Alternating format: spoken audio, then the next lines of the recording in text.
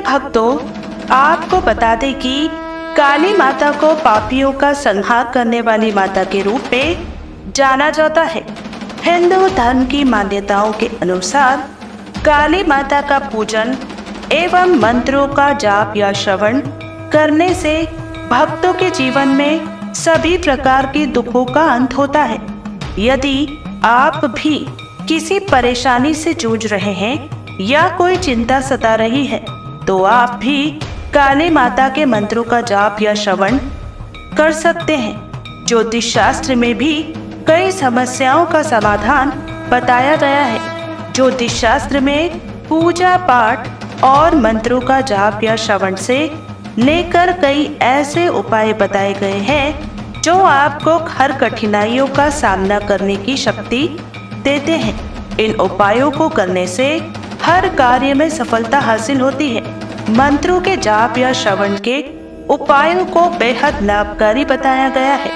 काली माता को बुराई का विनाश एवं राक्षसों का संहार करने वाली देवी के रूप में जाना जाता है। पौराणिक कथाओं के अनुसार काली माता को प्रसन्न करने का सबसे अच्छा तरीका उनकी प्रतिमा की पूजा करना माना जाता है।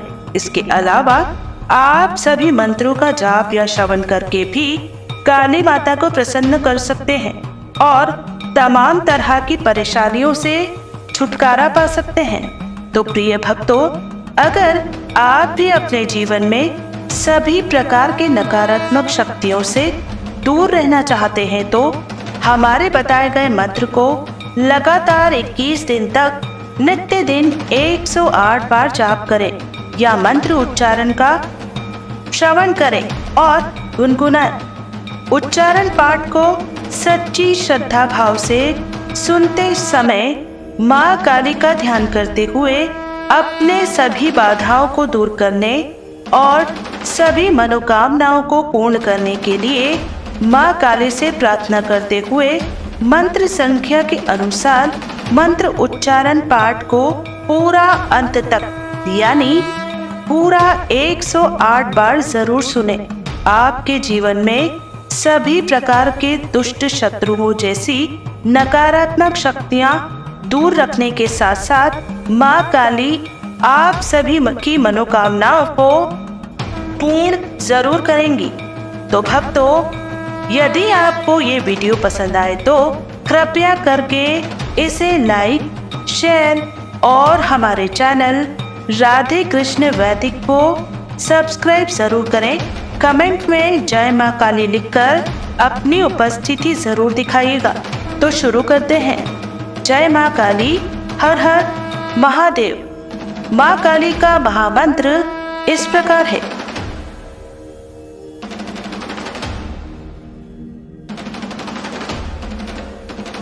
ओम ऐं ह्रीं श्रीं क्लीं गुरुकाली नमः।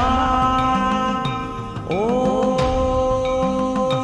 ऐं ह्रीं श्रीं क्लीं गुरुकाली नमः।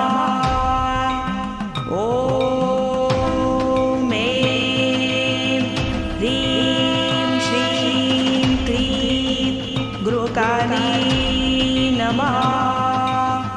ओम ऐं ह्रीं श्रीं क्लीं गुरुकाली नमः। ओम ऐं ह्रीं श्रीं क्लीं गुरुकाली नमः। ओम ऐं ह्रीं श्रीं क्लीं गुरुकाली नमः। ओम ऐं ह्रीं श्रीं क्लीं गुरुकाली नमः।